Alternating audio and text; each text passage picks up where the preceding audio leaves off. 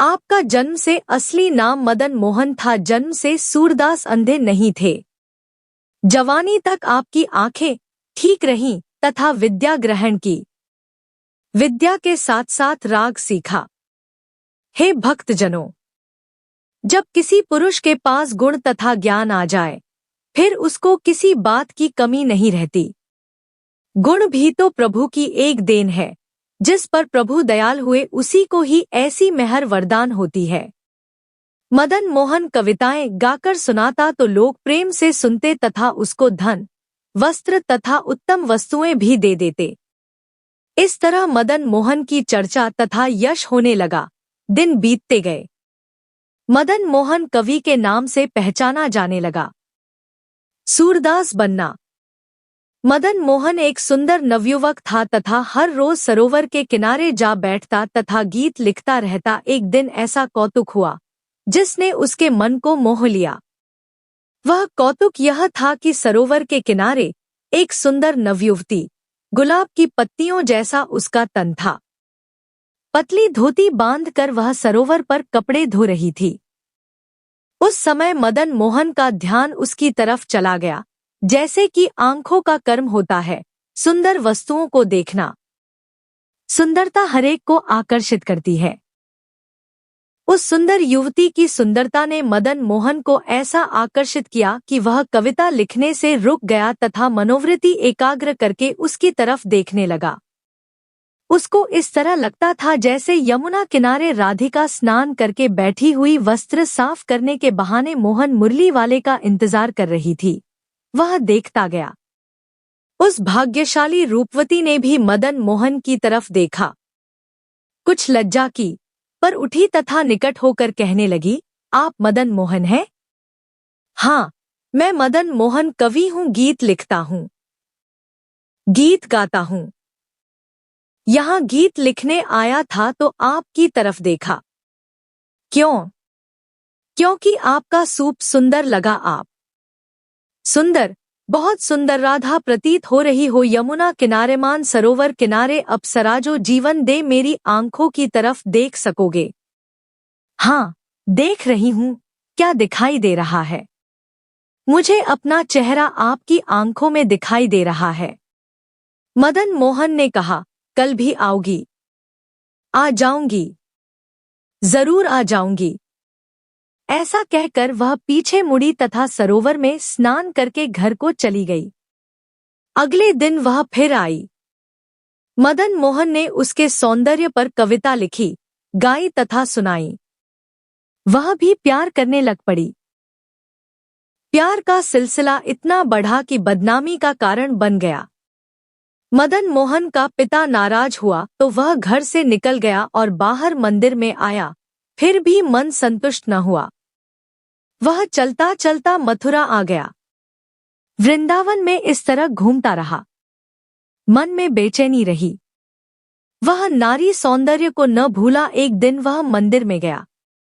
मंदिर में वही सुंदर स्त्री जो शादीशुदा थी, उसके चेहरे की पद्मनी सूरत देखकर मदन मोहन का मन मोहित हो गया। वह मंदिर में से निकलकर घर को गई तो मदन मोहन भी उसके पीछे पीछे चल दिया। वह चलते चलते चलते उसके घर के आगे जा खड़ा हुआ। जब वह घर के अंदर गई तो मदन मोहन ने घर का दरवाजा खटखटाया।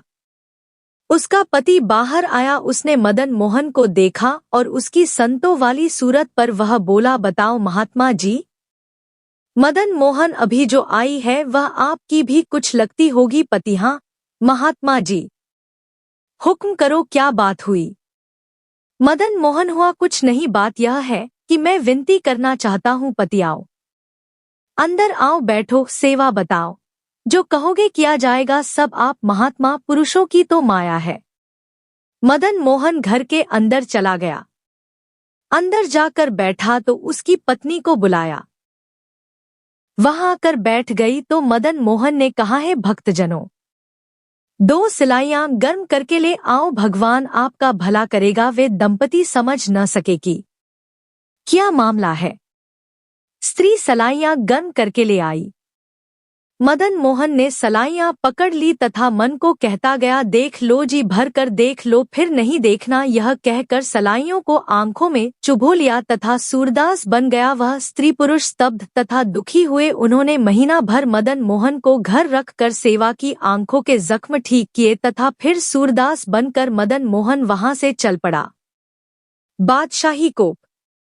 सूरदास गीत गाने लगा। वह इतना विख्यात हो गया कि दिल्ली के बादशाह के पास भी उसकी शोभा जा पहुंची। अपने अहलकारों द्वारा बादशाह ने सूरदास को अपने दरबार में बुला लिया। उसके गीत सुनकर वह इतना खुश हुआ कि सूरदास को एक कस्बे का हाकिम बना दिया। पर ईर्ष्या करने वालों ने बादशाह के पास चुगली करके फिर उसे बुला लिया और जेल में नजरबंद कर दिया। सूरदास जेल में रहता था। उसने जब जेल के दरोगा से पूछा कि तुम्हारा नाम क्या है, तो उसने कहा तिमर। यह सुनकर सूरदास बहुत हैरान हुआ। कवि था, ख्यालों की उड़ान में सोचा, तिमर मेरी आंखें नहीं, मेरा जीवन तिमर, अंधेर में बंदीखाना तिमर, अंधेरा तथा रक्षक भी तिमर, अंधेर। उसने एक गीत की रचना की तथा उस गीत को बार बार गाने लगा। वह गीत जब बादशाह ने सुना तो खुश होकर सूरदास को आजाद कर दिया तथा सूरदास दिल्ली जेल में से निकलकर मथुरा की तरफ चला गया। रास्ते में कुआं था, उसमें गिरा पर बच गया तथा मथुरा वृंदावन पहुंच गया। वहां भगवान कृष्ण का यश गाने लगा। सूरसागर की रचना। सूरदास भगवान श्री कृष्ण जी की नगरी में पहुंचा। अनुभवी प्रकाश से उसकी आंखों के आगे श्री कृष्ण लीला आई।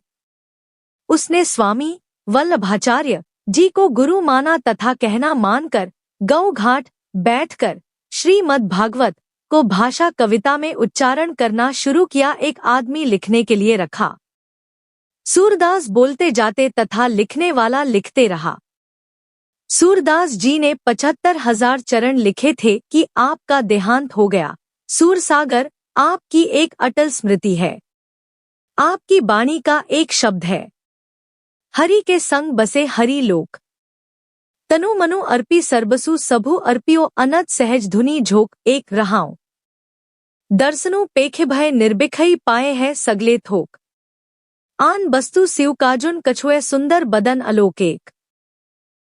श्याम सुंदर तजी आन जुचाहत जू कुष्टी तनी जोक। सूरदास मनो प्रभी हथी लीनो दीनो इहु परलोक दो। परमार्थ परमात्मा के भक्त परमात्मा के साथ ही रहते हैं। उन्होंने तो अपना सब कुछ हरि को अर्पण कर दिया है। वह सदा सहज प्यार तथा खुशी को अनुभव करते रहते हैं। भगवान के दर्शनों ने उनको ऐसा संयम वाला बना दिया है कि उन्होंने इंद्रियों पर काबू पा लिया है, जिसका फल यह हुआ कि भगवान ने उनको सब पदार्थ दिए हैं। जब प्रभु का खिलता मुख देखते हैं तो किसी के दीदार की आवश्यकता नहीं रहती। परमात्मा को छोड़कर जो लोग अन्य तरफ घूमते हैं वे अपने तनमन को नष्ट करते हैं। सूरदास जी कहते हैं, मैं तो उनका हूँ, वह मेरे हैं, भक्त प्रभु के हैं।